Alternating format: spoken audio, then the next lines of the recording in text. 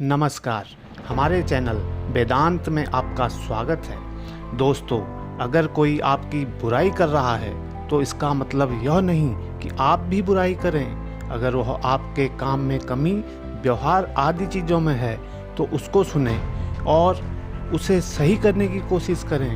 रामकृष्ण परमहंस ने स्वामी विवेकानंद को कुछ ऐसी जानकारी दी है जिसे जानकर आपका भी भला होगा। दोस्तों, स्वामी विवेकानंद के गुरु माने जाते हैं रामकृष्ण परमहंस। उनको परमहंस की उपाधि दी गई क्योंकि वह समाधि की अंतिम अवस्था में पहुंच चुके थे। उन्हें ज्ञात हो चुका था ब्रह्मांड और इस दुनिया के सभी रहस्यों का। उन्होंने दुनिया के सभी धर्मों के अनुसार साधना करके ही उस परम तत्व को महसूस किया था।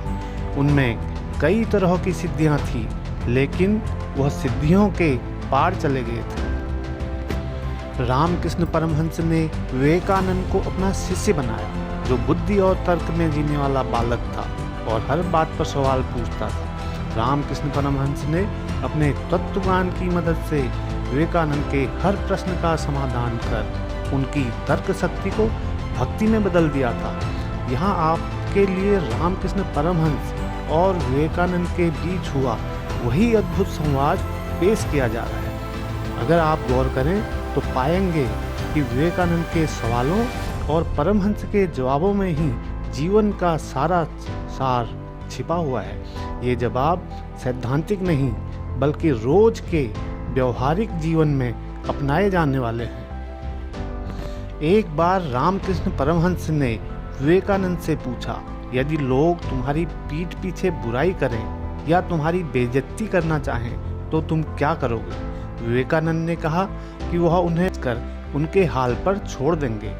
परमहंस ने उत्तर दिया, नहीं, तुम्हें ऐसा नहीं सोचना चाहिए। तुम्हें भलों से मिलना चाहिए और बुरों से बचना चाहिए। विवेकानंद उनका आशय नहीं समझ पाए। उन्होंने पूछा, क्या दुष्टों के अपमान करने पर चुप रहना चाहिए?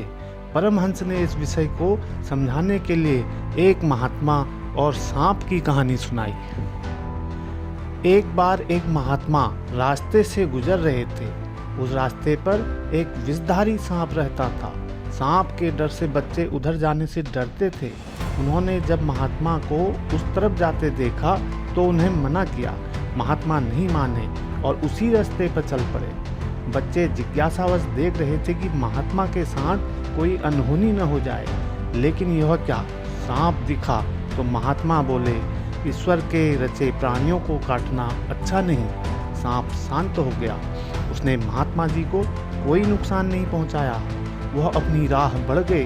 बच्चों ने देखा तो उन्हें लगा कि यह सांप बदल गया है, अब यह काटता नहीं है। उसके बाद वे सांप से छेड़छाड़ करने लगे।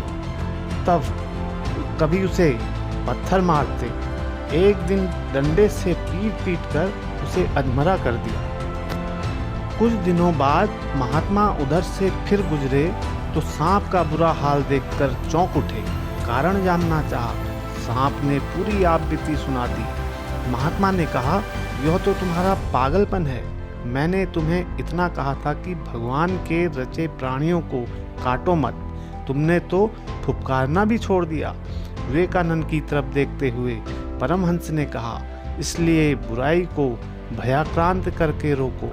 ध्यान रहे कि बुराई का सामना बुराई से करने की नौबत न आए। जब कोई आपकी बुराई करे तो क्रोधित होने से अच्छा है, अगर वह बुराई वास्तव में आप में मौजूद है तो दूर करने का प्रयास करें, और यदि नहीं तो जिसका अस्तित्व ही नहीं उसके बारे में सोचना भी व्यर्थ है। उम्मीद करते हैं आपको यह कहानी समझ आई होगी। इसे सिर्फ सुनना ही नहीं है, अपने जीवन में उतारना भी है। मिलते हैं एक नई कहानी के साथ अगली वीडियो में। धन्यवाद।